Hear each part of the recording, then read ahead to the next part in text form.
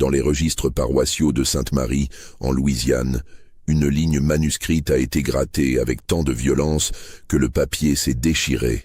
Sous cette cicatrice d'encre, un secret qui a changé le cours de 3 générations. Un secret que personne n'aurait dû découvrir. Avant de continuer, abonnez-vous à la chaîne et dites-nous en commentaire de quelle ville vous nous écoutez. Cette histoire va vous glacer le sang, et nous voulons savoir jusqu'où elle voyage. L'année était 1853. La Louisiane vivait ses dernières années d'opulence avant la guerre qui allait tout détruire.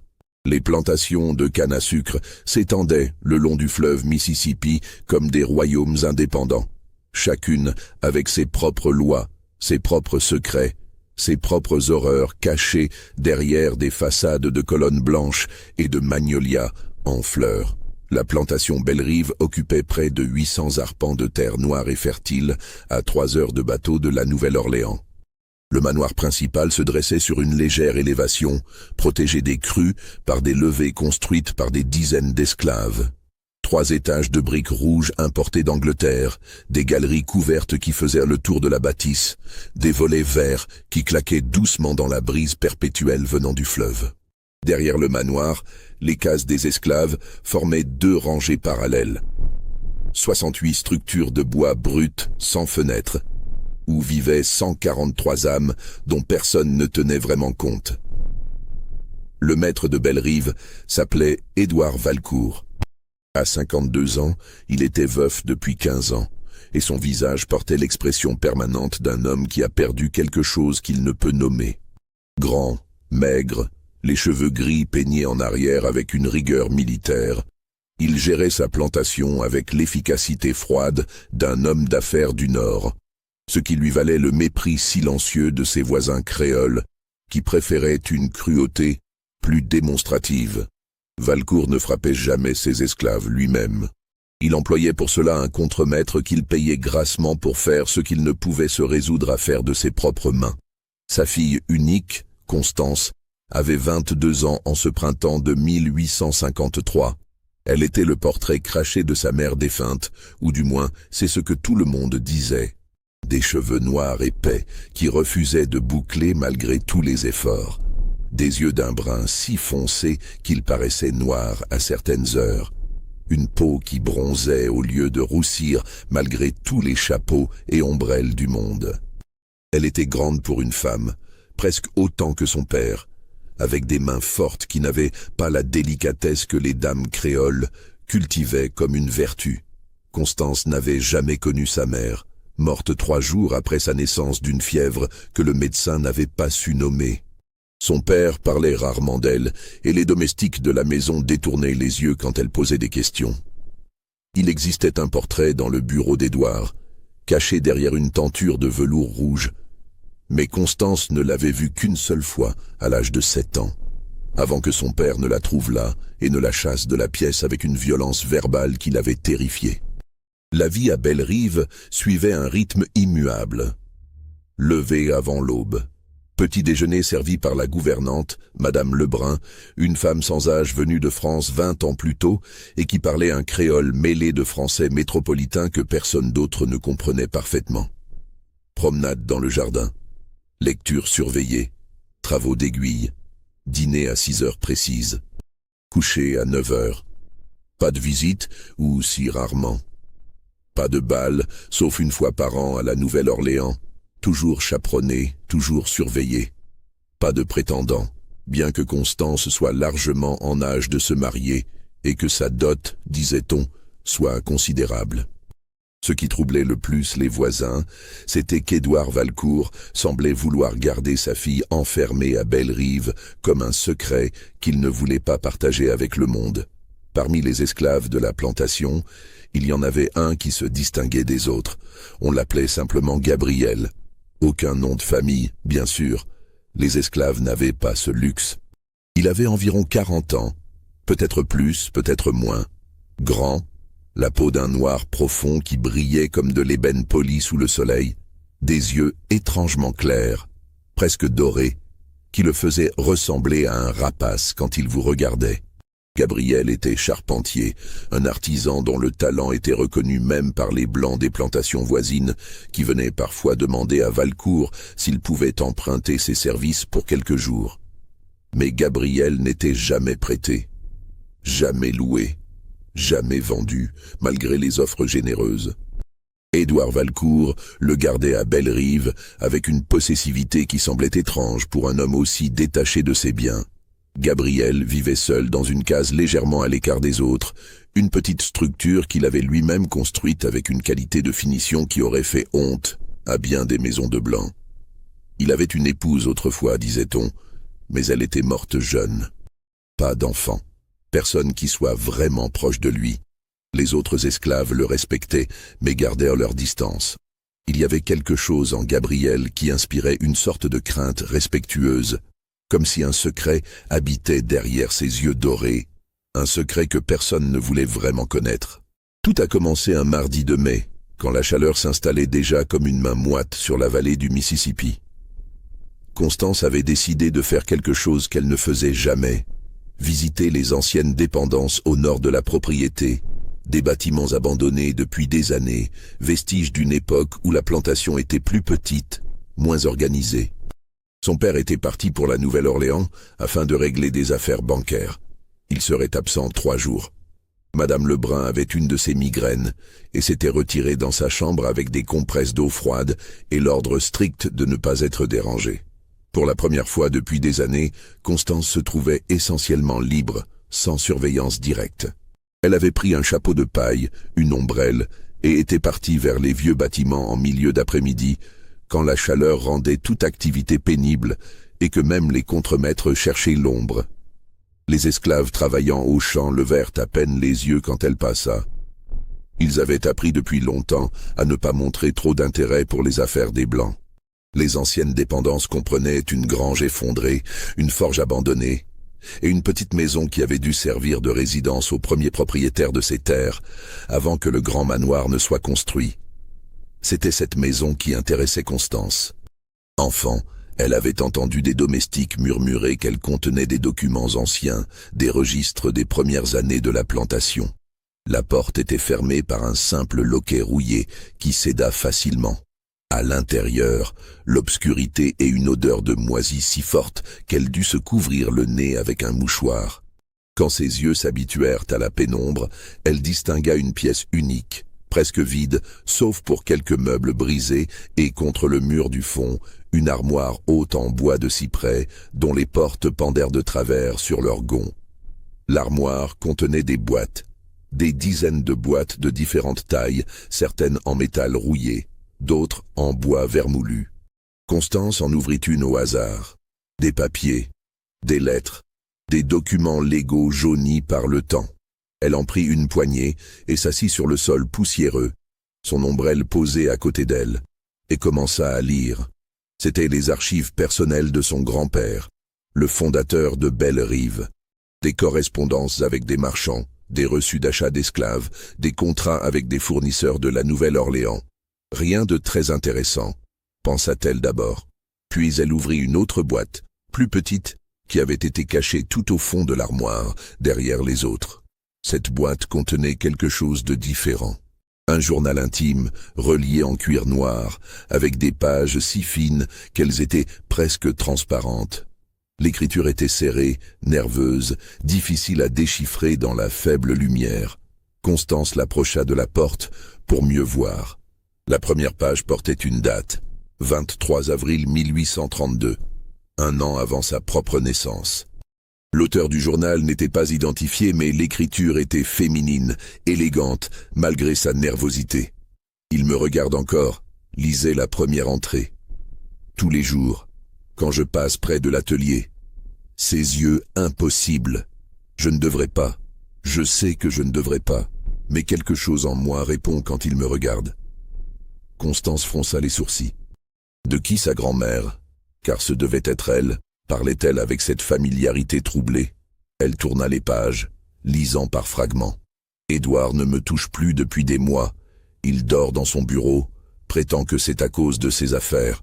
Mais je sais, je vois comment il me regarde, avec ce dégoût à peine masqué. comme si ma présence elle-même le révulsait. Gabriel a réparé la balustrade aujourd'hui. Ses mains sont si sûres, si précises. Il n'a pas dit un mot, n'a pas levé les yeux vers moi, mais j'ai senti quelque chose passer entre nous. Une reconnaissance. Un danger. Le cœur de Constance se mit à battre plus fort. Gabriel. Le même nom. Le même homme. C'était impossible. Il aurait plus de 60 ans maintenant. Mais il n'y avait pas tant d'esclaves portant ce prénom à Bellerive. Elle continua de lire, les pages devenant de plus en plus troublantes. Je sais que c'est de la folie. Je sais ce qui arrive aux femmes comme moi, mais je ne peux plus m'arrêter. Nous nous retrouvons dans l'ancien séchoir à tabac, après minuit, quand toute la maison dort. Il ne parle presque jamais, mais ses mains parlent pour lui. Et moi, j'oublie qui je suis censé être. J'ai peur, mes règles ne sont pas venues. Édouard va savoir, comment ne saurait-il pas? Et alors, que se passera-t-il? Ils le tueront. Ils nous tueront tous les deux. Je dois trouver un moyen. Les entrées suivantes étaient plus courtes, plus désespérées. Édouard sait. Je l'ai vu ce matin, le regard qu'il m'a lancé. Il sait. Mais il ne dit rien. Pourquoi ne dit-il rien? Il a emmené Gabriel quelque part. 1 semaine maintenant. Personne ne sait où. J'ai peur de ce qu'il lui a fait. J'ai peur de ce qu'il me fera. Gabriel est revenu. Je l'ai vu de loin. Il boite. Il ne me regarde plus. Qu'est-ce qu'Édouard lui a fait? Puis, après plusieurs pages vierges, une dernière entrée, datée du 10 janvier 1833. L'enfant arrive. Je sens les douleurs depuis ce matin. Édouard a appelé le médecin. Il sourit quand il me regarde maintenant. Un sourire terrible. Je crois que j'ai compris. Je crois que je sais ce qu'il va faire. Mon Dieu, pardonnez-moi. Pardonnez-nous tous. C'était la dernière page écrite. Le reste du journal était vide. Constance resta assise là, le journal serré entre ses mains tremblantes, tandis que l'horreur de ce qu'elle venait de lire s'infiltrait lentement dans son esprit comme un poison. Le 10 janvier 1833, le jour de sa naissance, le jour de la mort de sa mère. Non, pas sa mère. Pas si ce qu'impliquait ce journal était vrai. Elle se leva brusquement, trop vite, et la tête lui tourna. Elle devait sortir de là. Elle devait réfléchir, mais ses mains refusaient de lâcher le journal. Elle le glissa sous son châle et sortit en titubant dans la lumière aveuglante de l'après-midi. Cette nuit-là, Constance ne dormit pas. Elle resta assise près de sa fenêtre, le journal caché sous son matelas, regardant les étoiles sans les voir vraiment. Son esprit tournait en cercle, essayant de comprendre, essayant de refuser ce qui semblait de plus en plus évident. Si le journal disait vrai, si cette femme, cette Blanche, dont le nom n'était jamais mentionné mais qui ne pouvait être que l'épouse de son père, si cette femme avait eu une liaison avec un esclave, et si elle était tombée enceinte, non, c'était impossible. Son père n'aurait jamais, il n'aurait jamais gardé un tel secret. Il n'aurait jamais élevé l'enfant d'un esclave comme sa propre fille. Ce serait de la folie. Ce serait... Mais alors, pourquoi la gardait-il si isolée? Pourquoi refusait-il qu'elle se marie? Pourquoi ce silence obstiné autour de sa mère morte? Au lever du jour, Constance prit une décision. Elle devait voir Gabriel. Elle devait lui parler. Si quelqu'un pouvait confirmer ou nier ce que le journal suggérait, c'était lui. Le problème, c'est qu'une jeune femme blanche ne pouvait pas simplement approcher un esclave pour une conversation privée. Les domestiques le remarqueraient. Les contremaîtres le rapporteraient. Son père, quand il reviendrait, l'apprendrait inévitablement. Elle devait être prudente. Elle attendit 3 jours, jusqu'au retour de son père. Édouard Valcourt revint de la Nouvelle-Orléans avec son humeur habituelle de mélancolie contrôlée. Il embrassa sa fille sur le front au dîner, lui demanda comment s'étaient passés ses jours en son absence, écouta poliment ses réponses vagues, puis se retira dans son bureau comme toujours. Constance attendit encore 1 semaine, 2 semaines. Elle observait Gabriel de loin, depuis les fenêtres du manoir, depuis la galerie couverte. Elle le voyait travailler, cet homme grand et silencieux qui construisait et réparait avec une précision qui semblait presque mécanique. Elle essayait de voir des ressemblances, la hauteur peut-être, les mains fortes, mais c'était ridicule. On pouvait trouver des ressemblances avec n'importe qui si on les cherchait assez fort. Puis, un matin de juin, l'occasion se présenta. Une violente tempête avait frappé la vallée pendant la nuit, arrachant plusieurs volets du manoir et endommageant le toit de l'écurie. Édouard avait demandé à Gabriel de venir réparer les dégâts à la maison principale. Constance le regarda arriver, une boîte à outils sur l'épaule, et monter une échelle contre le mur sud. Elle attendit que Madame Lebrun soit occupée dans l'office, puis sortit discrètement par la porte de service et fit le tour de la maison. Gabriel travaillait en silence, remplaçant des bardeaux endommagés. Quand elle s'approcha, il ne baissa même pas les yeux vers elle. « Gabriel », dit-elle doucement. Il continua de travailler, comme s'il ne l'avait pas entendu. « Gabriel, je sais que vous m'entendez. Je dois vous parler. » Cette fois, il s'immobilisa. Lentement, très lentement, il tourna la tête vers elle. Ses yeux dorés la fixèrent avec une expression qu'elle ne put déchiffrer. Puis il secoua légèrement la tête, un geste presque imperceptible. « S'il vous plaît, » insista Constance. « J'ai trouvé quelque chose, un journal, de 1832. Il faut que je sache. » L'effet fut immédiat. Le visage de Gabriel se figea, et quelque chose comme de la terreur passa brièvement dans son regard. Il descendit rapidement de l'échelle, posa sa boîte à outils, et s'éloigna vers l'arrière de la maison d'un pas rapide. Constance le suivit, oubliant toute prudence. « Attendez, s'il vous plaît, je dois savoir la vérité. » Il s'arrêta près de l'ancien puits, hors de vue des fenêtres principales. Quand il se retourna vers elle, son visage était devenu un masque impénétrable. « Vous ne devriez pas être ici, mademoiselle, » dit-il d'une voix basse, presque un murmure. « Retournez dans la maison. Pas avant que vous ne me parliez. Le journal, la femme qui l'a écrit, mon père, vous. Je dois savoir ce qui s'est passé. » Un long silence. Gabriel regardait par-dessus l'épaule de Constance, vérifiant qu'ils étaient seuls. Puis, presque malgré lui, il parla. « Votre père est un homme dangereux, mademoiselle, plus dangereux que vous ne pouvez l'imaginer. Ce journal, brûlez-le. Oubliez que vous l'avez trouvé, pour votre propre sécurité. Dites-moi d'abord, était-elle ma mère ?» Gabriel ferma les yeux. Quand il les rouvrit, il y avait dedans une douleur si profonde que Constance sentit son propre cœur se serrer. Elle s'appelait Margot. Margot Duchesne. Elle venait d'une famille créole de Bâton Rouge. Votre père l'a épousée pour son argent, mais il ne l'a jamais aimée. Il ne pouvait pas. Il y avait quelque chose en lui de cassé, quelque chose qui ne pouvait pas aimer. Et vous? J'étais jeune. J'étais stupide. J'ai cru qu'un esclave et une dame blanche pouvaient... Je ne sais pas ce que j'ai cru. Elle était si seule. Et moi aussi. Alors c'est vrai, Vous n'êtes rien que ce que votre père a décidé que vous seriez, coupa Gabriel, sa voix soudain dure. Vous êtes sa fille, légalement, socialement, de toutes les façons qui comptent. Ce qui s'est passé avant votre naissance, ça ne change rien à qui vous êtes maintenant. Mais ma mère, votre mère est morte en vous mettant au monde. Le médecin a dit que c'était une fièvre, mais... Il s'interrompit comme s'il en avait trop dit. Mais quoi? Gabriel secoua la tête. Retournez dans la maison, mademoiselle. Oubliez cette conversation. Brûlez ce journal. Et si vous avez un peu de bon sens, ne mentionnez jamais rien de tout cela à votre père. Il ramassa sa boîte à outils et s'éloigna rapidement, la laissant seule près du vieux puits, le cœur battant si fort qu'elle avait du mal à respirer. Les semaines qui suivirent furent pour Constance une agonie d'incertitude.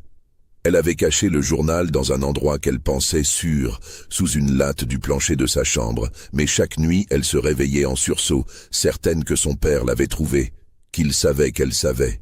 Mais Édouard Valcourt ne montrait aucun signe de savoir quoi que ce soit. Il continuait sa routine habituelle, gérant la plantation avec son efficacité froide, dînant avec sa fille dans un silence presque total, se retirant ensuite dans son bureau où il restait enfermé jusqu'à des heures tardives. Constance commença à l'observer différemment. Elle cherchait des signes, des indices qui confirmeraient ou infirmeraient ce que le journal et Gabriel avaient révélé. La façon dont il la regardait parfois, avec une expression qu'elle n'arrivait pas à déchiffrer, était-ce de l'amour, du ressentiment, de la culpabilité? Elle commença aussi à faire des recherches discrètes. Madame Lebrun, la gouvernante, était à Bellerive depuis l'année de la mort de Margot. Elle devait savoir quelque chose. Un après-midi où son père était au champ, Constance trouva Madame Lebrun dans le salon, raccommodant des nappes. Elle s'assit près d'elle avec son propre ouvrage et, après quelques minutes de silence, demanda d'un ton qu'elle espérait désinvolte. « Madame Lebrun, vous souvenez-vous de ma mère ?» La gouvernante ne leva pas les yeux de son travail, mais ses mains s'immobilisèrent brièvement. « Bien sûr, mademoiselle. Une dame très belle, très triste aussi. »« Triste ? Pourquoi était-elle triste ? » « Oh, vous savez comment sont les mariages. Pas toujours heureux, surtout quand il n'y a pas d'amour au départ. Mon père ne l'aimait pas. » Cette fois, Madame Lebrun leva les yeux, et il y avait dans son regard quelque chose de prudent, presque d'effrayé. « Ce n'est pas à moi de parler de ces choses, mademoiselle. C'était il y a longtemps. Mais vous étiez là, vous avez dû voir ce qui se passait. » Un long silence. La gouvernante semblait lutter avec elle-même. Finalement, elle posa son ouvrage et regarda Constance directement dans les yeux. « Écoutez-moi bien, mademoiselle. Il y a des secrets dans cette maison qui sont mieux laissés enterrer. Votre mère est morte. Votre père est un homme difficile, mais il vous a élevé, il vous a protégé. Soyez reconnaissante pour cela et ne posez pas de questions sur le passé. Mais si le passé m'affecte, si je ne suis pas celle que je crois être... » L'expression de Madame Lebrun changea brusquement. Une peur évidente traversa son visage. « Qui vous a parlé? Qui vous a dit quelque chose? » ?»« Personne. J'ai trouvé des choses, des documents. » La gouvernante se leva si brusquement que son panier d'ouvrage tomba, répandant des bobines de fil sur le sol. « Alors détruisez-les, immédiatement, et n'en parlez à personne, surtout pas à votre père. Vous m'entendez? Surtout pas à lui. » Elle quitta la pièce presque en courant, laissant Constance pétrifiée. Cette réaction n'avait fait que confirmer ses pires soupçons. Cette nuit-là, Constance sortit le journal de sa cachette et le relut entièrement, cette fois en cherchant des détails qu'elle aurait pu manquer. Elle trouva quelque chose qu'elle n'avait pas remarqué la première fois. Dans une des dernières entrées, Margot avait écrit « Il a amené un homme de la Nouvelle-Orléans. » Un médecin, dit-il, mais je ne crois pas. Il y avait quelque chose de mauvais dans ses yeux. Ils ont parlé longtemps dans le bureau et quand le médecin est parti, il portait une sacoche qui tintait comme si elle était pleine de pièces. J'ai peur. J'ai si peur de ce qu'ils ont prévu. Un médecin payé en espèces. Avant la naissance. Avant la mort de Margot. Le lendemain matin, Constance prit une décision. Elle devait aller à la Nouvelle-Orléans. Elle devait trouver ce médecin s'il vivait encore, ou du moins des traces de lui. Elle devait savoir exactement ce qui était arrivé à sa mère ce jour de janvier. Mais comment? Son père ne l'emmènerait jamais en ville sans chaperon strict, et elle ne pouvait pas simplement partir seule. Une jeune femme non accompagnée voyageant jusqu'à la Nouvelle-Orléans? C'était impensable. Si cette histoire vous donne des frissons, aimez cette vidéo et dites-nous dans les commentaires ce que vous pensez qu'il s'est réellement passé. L'horreur ne fait que commencer. La solution vint d'une source inattendue. Fin juillet, une lettre arriva pour Édouard Valcourt. C'était une invitation d'un de ses associés à la Nouvelle-Orléans, un certain Monsieur Beaumont, qui organisait une réception pour célébrer l'ouverture de son nouveau bureau d'import-export. Toutes les familles importantes de Louisiane étaient invitées. Au dîner, Édouard mentionna distraitement l'invitation. Il n'avait pas l'intention d'y aller, dit-il. Les affaires pouvaient attendre, et il détestait ces rassemblements mondains. Constance, qui n'avait jamais montré le moindre intérêt pour ce genre d'événement, surprit son père en insistant pour qu'ils acceptent l'invitation. Elle était restée trop longtemps enfermée à Bellerive, dit-elle. Elle avait besoin de voir du monde, de sortir un peu. N'était-elle pas en âge de se marier? Comment trouverait-elle un époux si elle restait cachée à la plantation? Édouard la regarda avec une expression étrange, presque douloureuse. Pour la première fois de sa vie, Constance vit quelque chose comme de la culpabilité dans ses yeux. Après un long silence, il hocha la tête.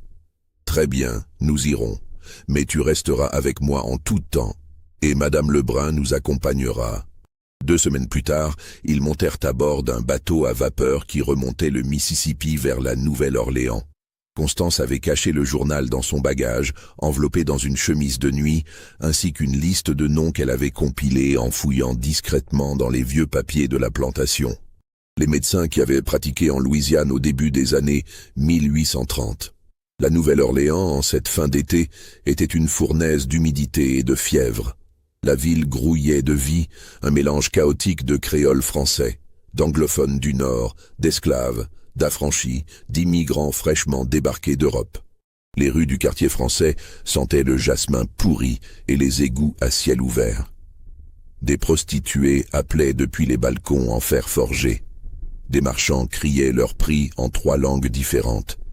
Ils descendirent à l'hôtel Saint-Charles, un établissement luxueux où Édouard avait ses habitudes. Madame Lebrun fut installée dans une chambre adjacente à celle de Constance, avec pour instruction stricte de ne pas la laisser sortir seule. La réception de Monsieur Beaumont avait lieu le lendemain soir. Constance passa la journée à faire semblant de se reposer tout en élaborant son plan. Elle devait trouver un moment pour s'échapper, pour chercher le médecin. Mais comment tromper la surveillance de Madame Lebrun? La chance lui sourit sous une forme inattendue.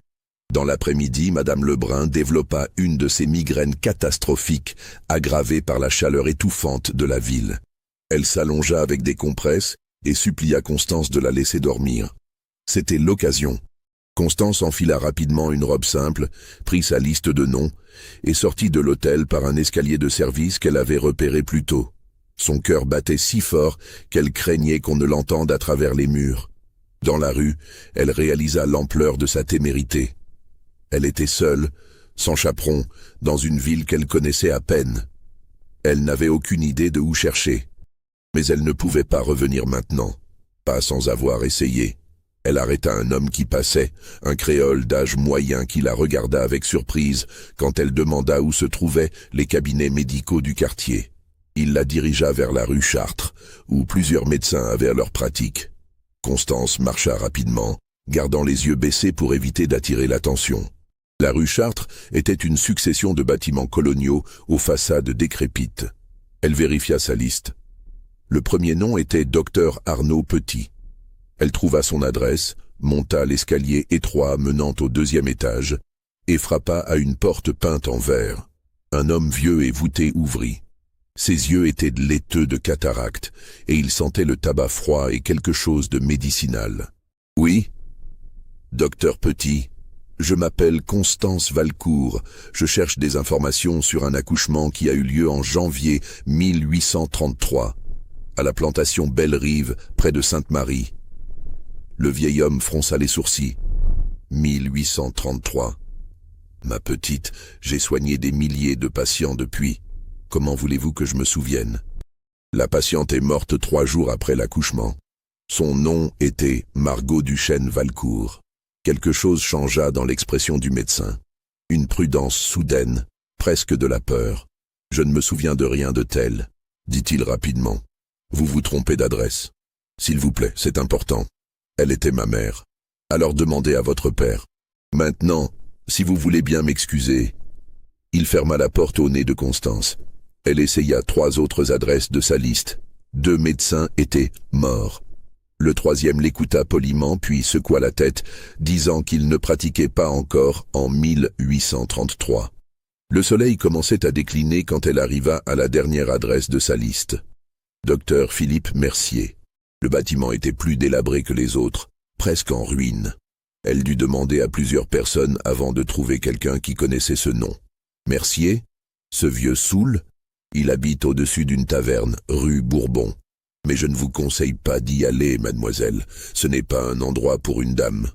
Constance y alla quand même. La rue Bourbon, en fin d'après-midi, était une vision de décadence. Des marins ivres titubaient sur les trottoirs. De la musique bruyante s'échappait des portes ouvertes des tavernes. Une femme à moitié nue l'appela depuis un balcon, riant quand Constance détourna précipitamment le regard. Elle trouva la taverne, une structure branlante qui semblait sur le point de s'effondrer.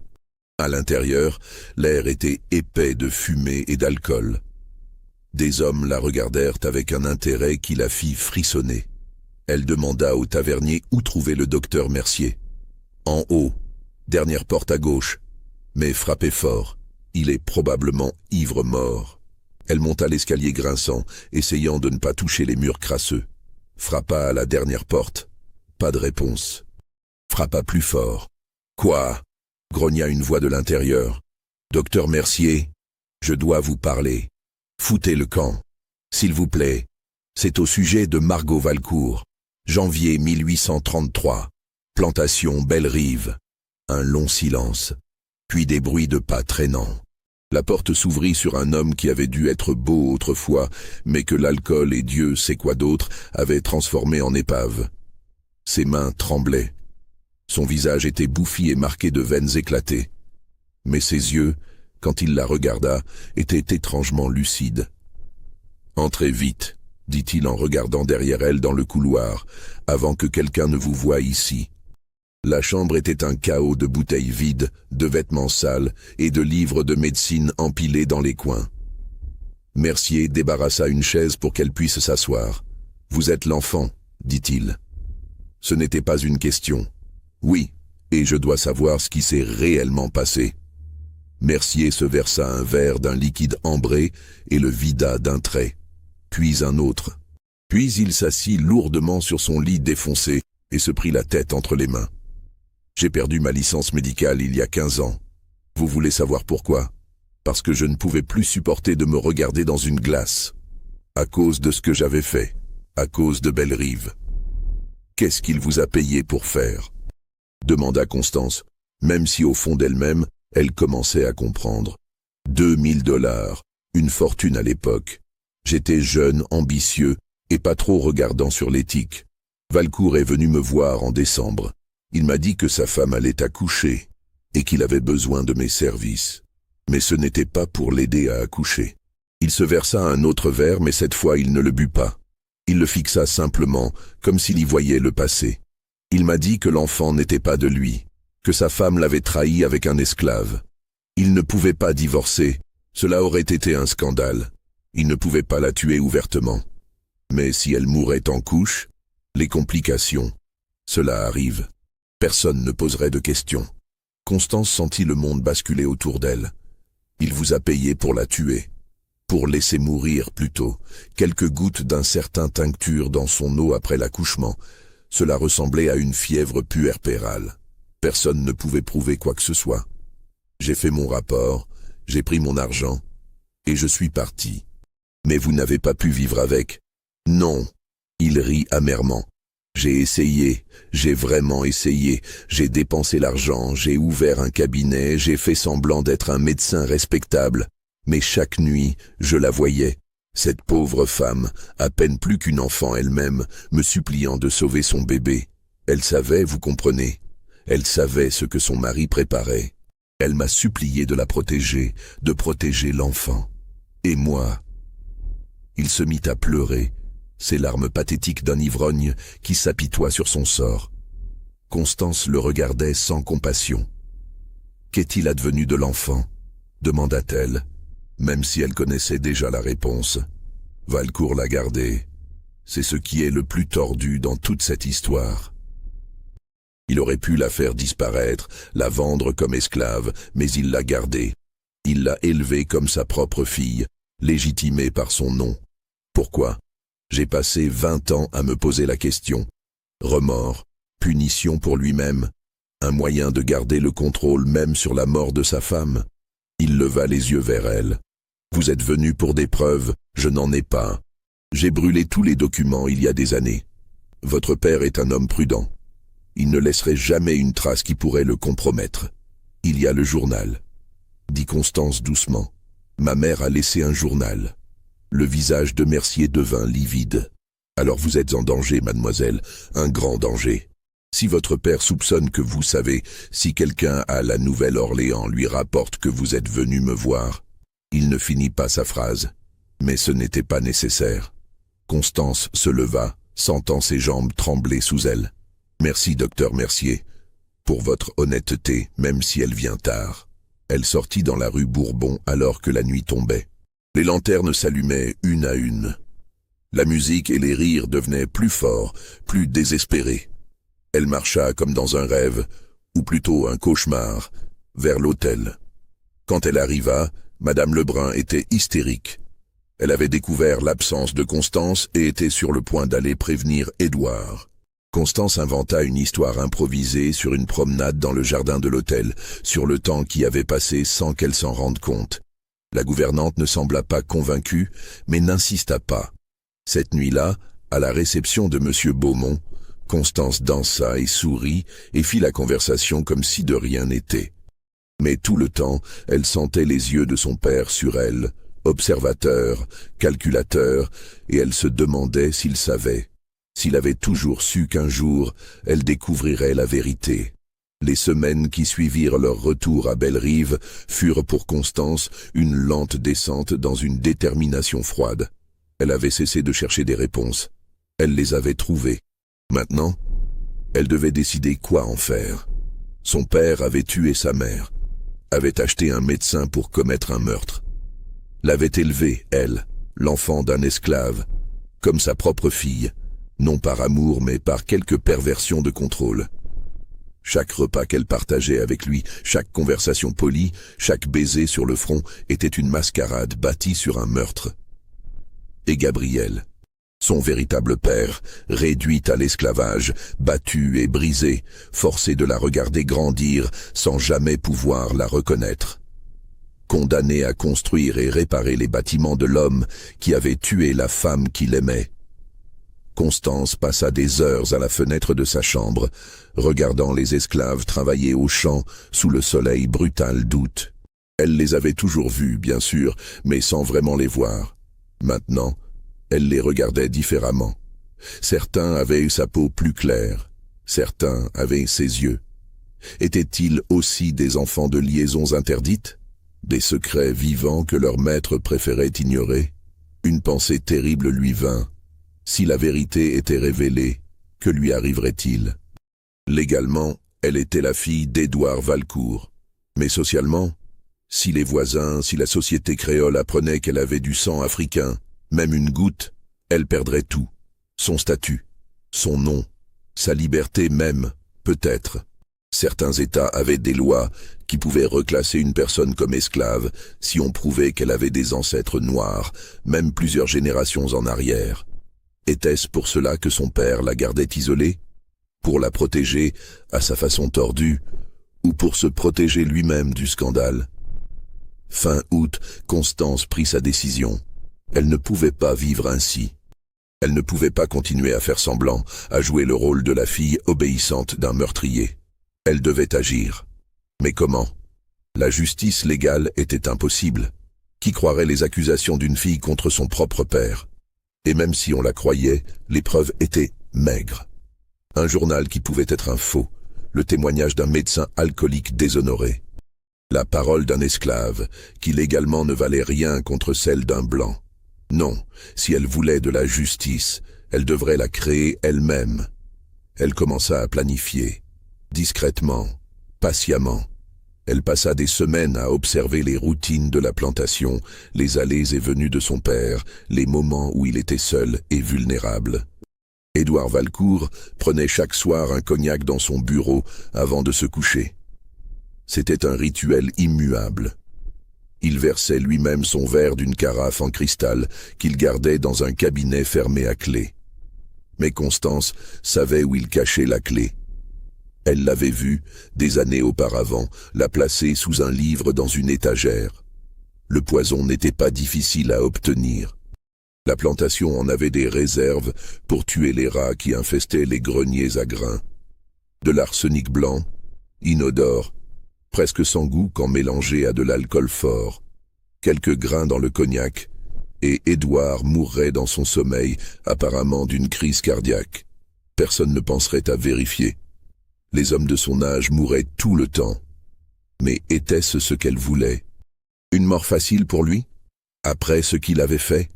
Elle passa des nuits sans sommeil à débattre avec elle-même. Tuer était un péché. Mais était-ce plus grand péché que de laisser un meurtrier impuni? Sa mère criait-elle justice depuis sa tombe? Puis, une autre idée lui vint. Plus complexe, plus risqué, mais qui offrirait quelque chose de plus satisfaisant qu'une simple mort. Un matin de septembre, Constance demanda à parler à son père dans son bureau. Il leva les yeux de ses registres, avec surprise.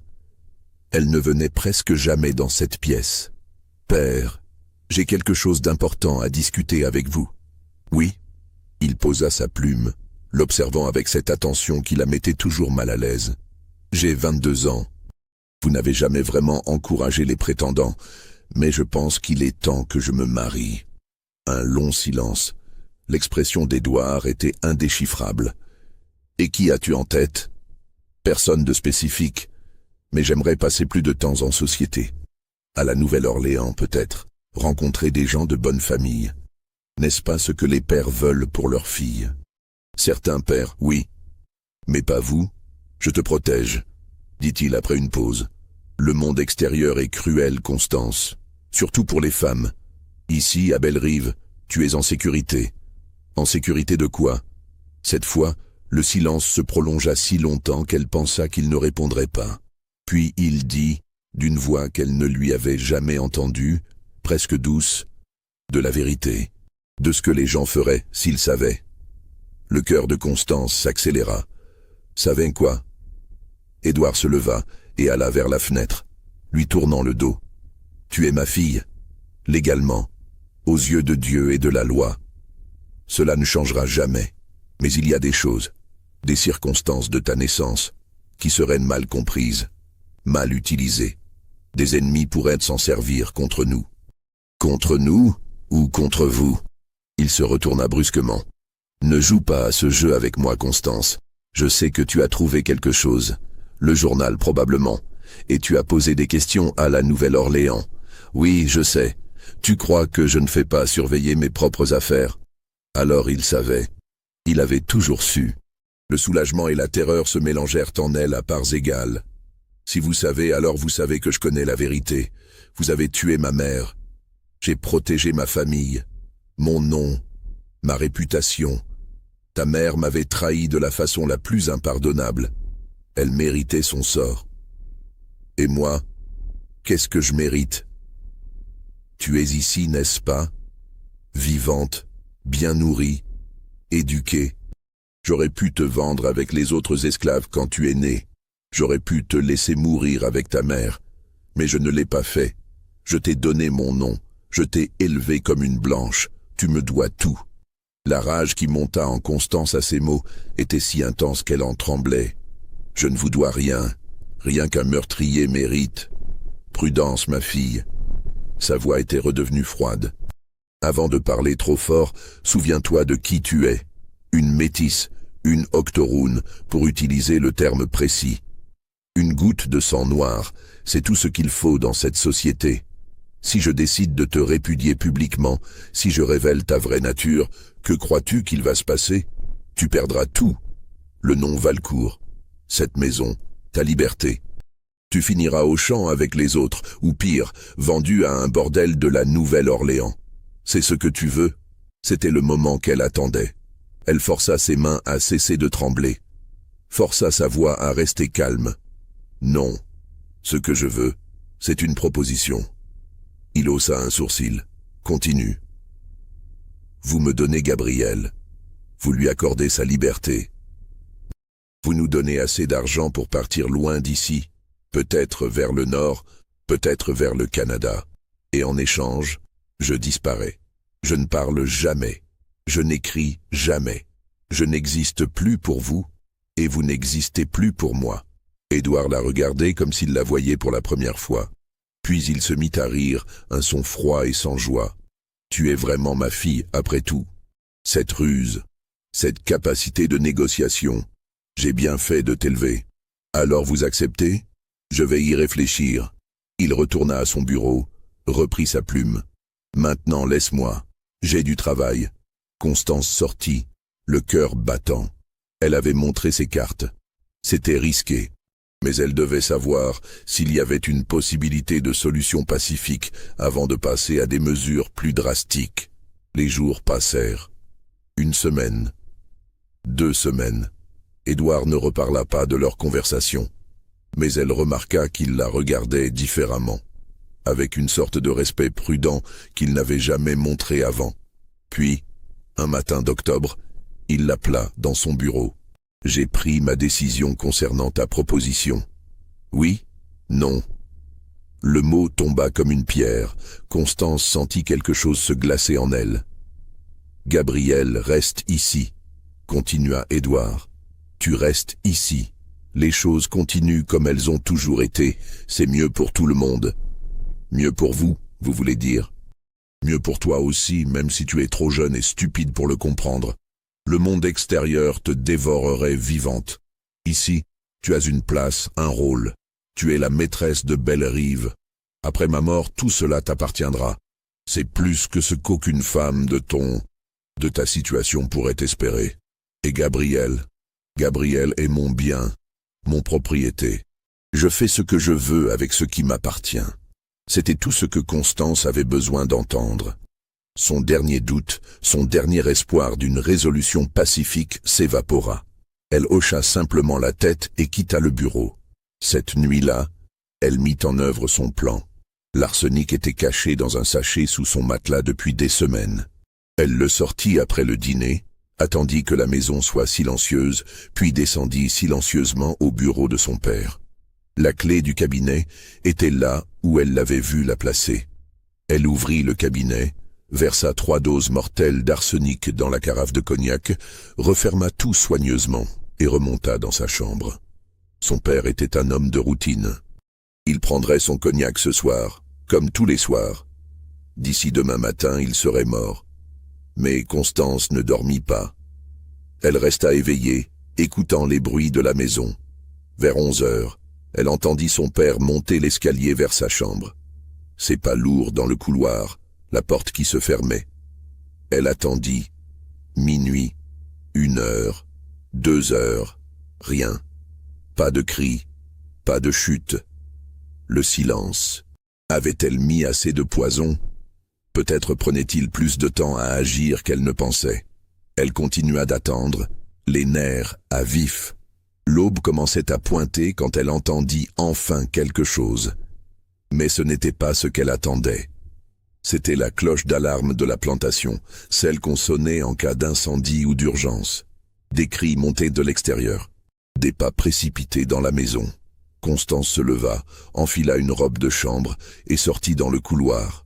Madame Lebrun était là, le visage blême. « Mademoiselle, restez dans votre chambre. Il y a eu un incident. » Quel genre d'incident ? Un des esclaves, Gabriel. Il est mort cette nuit. On l'a trouvé ce matin dans sa case. Le monde bascula. Constance dut s'appuyer contre le mur pour ne pas tomber. Comment ? On ne sait pas encore. Mais votre père veut voir le corps. Il est furieux. Gabriel. Mort. Mais comment ? Elle n'avait empoisonné que le cognac de son père. Sauf si une pensée horrible lui vint. Édouard avait-il su ? Avait-il deviné son plan ? Avait-il échangé les carafes, donnant le cognac empoisonné à Gabriel au lieu de le boire lui-même ?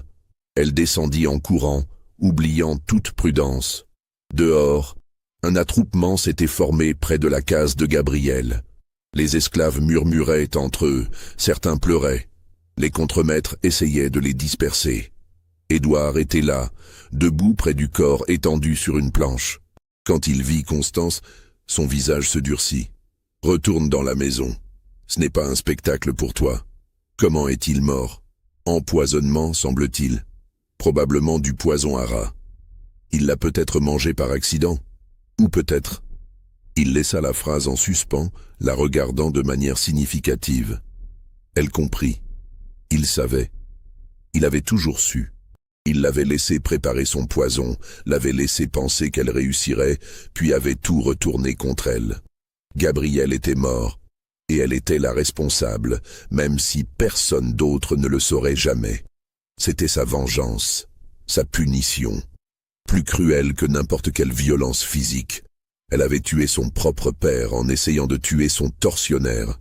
Constance resta figée là, regardant le corps de Gabriel, cet homme qu'elle n'avait jamais vraiment connu, mais qui était son père par le sang. Sa dernière chance de connexion avec sa vraie identité gisait morte à cause de sa propre main. Retourne dans la maison. La voix d'Édouard était de glace. Elle obéit, marchant comme une automate. Dans sa chambre, elle s'effondra sur son lit et pleura pour la première fois depuis des semaines. Non seulement de chagrin, mais de rage impuissante. Il avait gagné, encore une fois. Les jours qui suivirent passèrent dans un brouillard. Gabriel fut enterré dans le cimetière des esclaves. Une tombe sans nom parmi des dizaines d'autres. Personne ne posa de questions. La mort d'un esclave était à peine remarquée dans le grand schéma des choses. Édouard ne mentionna jamais l'incident. Il continuait sa routine comme si de rien n'était. Mais Constance voyait la satisfaction dans ses yeux chaque fois qu'il la regardait. Il l'avait brisée, et ils le savaient tous les deux. Pendant des semaines, Constance vécut dans un état de désespoir paralysant. Elle avait tout perdu. Sa mère, assassinée. Son père biologique, tué par sa propre main. Et elle-même, prisonnière dans cette maison avec un monstre qui prenait plaisir à son tourment. Mais lentement, très lentement, le désespoir se transforma en quelque chose d'autre. Une détermination froide. Si elle ne pouvait pas le tuer, si elle ne pouvait pas s'échapper, il devait y avoir une autre façon. Elle se souvint des mots d'Édouard. « Après ma mort, tout ceci t'appartiendra. » Très bien. Elle attendrait. Elle jouerait le rôle de la fille obéissante. Elle se marierait peut-être si cela servait ses plans. Mais elle attendrait. Et quand il mourrait, par cause naturelle cette fois, quand Bellerive serait à elle ferait quelque chose qu'il n'aurait jamais pu imaginer. Elle libérerait tous les esclaves. Elle vendrait la plantation, distribuerait l'argent parmi eux. Elle transformerait tout ce qu'il avait construit en cendres. Ce serait sa vengeance. Pas rapide, pas satisfaisante, mais totale. Et surtout, elle s'assurerait que tout le monde sache. Elle écrirait l'histoire complète, le journal de sa mère, le témoignage du docteur Mercier, sa propre histoire. Elle la ferait publier dans tous les journaux du Sud. Elle détruirait le nom Valcourt si complètement que personne ne se souviendrait d'Édouard Valcourt autrement que comme un meurtrier et un monstre. C'était un plan à long terme. Cela pourrait prendre des années. Mais elle avait de la patience maintenant. Elle avait appris. Les années passèrent. La guerre arriva, celle qu'on appellerait plus tard la guerre de sécession. Bellerive survécut, plus par chance que par mérite. Édouard vieillit, son corps trahissant lentement ce que son esprit refusait d'admettre. Constance resta, apparemment soumise, attendant. En 1868, 15 ans après cette nuit terrible où elle avait découvert la vérité, Édouard Valcourt mourut dans son sommeil. Mort naturelle, dit le médecin. Son cœur avait simplement cessé de battre. Il avait 67 ans. À l'enterrement, Constance ne pleura pas.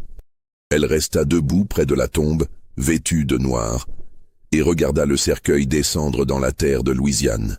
Quand le dernier pelleté de terre fut jeté, elle rentra à Bellerive et commença à mettre en œuvre son plan. La première chose qu'elle fit fut d'appeler tous les esclaves qui restaient, environ 80, maintenant que la guerre avait libéré beaucoup d'autres. Elle leur dit qu'ils étaient libres, pas légalement seulement car la loi le disait déjà, mais véritablement libres. Elle leur offrit des salaires pour rester et travailler s'ils le souhaitaient, ou de l'argent pour partir et commencer une nouvelle vie ailleurs. Beaucoup partirent, certains restèrent. Ceux qui restèrent furent surpris de découvrir que leur nouvelle patronne les traitait non comme des serviteurs, mais comme des employés, avec respect et dignité. La deuxième chose qu'elle fit fut d'écrire. Elle passa des mois à compiler tout ce qu'elle savait, tout ce qu'elle avait découvert, en un manuscrit détaillé. Elle n'utilisa pas son vrai nom. Elle le publia sous un pseudonyme, par une fille de l'ombre. Le livre fut publié en 1869 par une petite maison d'édition de Boston qui se spécialisait dans les récits abolitionnistes. Il ne devint jamais un best-seller, mais il fut lu. Il circula parmi les cercles progressistes du Nord. Quelques journaux en parlèrent. Et même si personne ne put jamais prouver que l'histoire était vraie, Même si les noms avaient été changés et les lieux gardés vagues, ceux qui connaissaient Édouard Valcourt reconnurent les détails. La rumeur se répandit. Le nom Valcourt devint synonyme de honte dans certains cercles. Ce n'était pas la vengeance éclatante que Constance avait parfois imaginée dans ses moments de rage. Mais c'était quelque chose. C'était une voix pour sa mère, morte en silence. Pour Gabriel, mort par sa propre main maladroite. Pour tous les esclaves qui avaient souffert à Bellerive et dans des milliers d'endroits similaires. Constance ne se maria jamais. Elle passa le reste de sa vie à gérer Bellerive, transformant lentement la plantation d'un monument à la cruauté en quelque chose de différent. Pas de rédemption, elle n'était pas assez naïve pour croire cela possible, mais peut-être quelque chose de moins horrible. Elle mourut en 1897 à l'âge de 64 ans. Dans son testament, elle laissa Bellerive et tous ses biens à une fondation dédiée à l'éducation des enfants de couleur.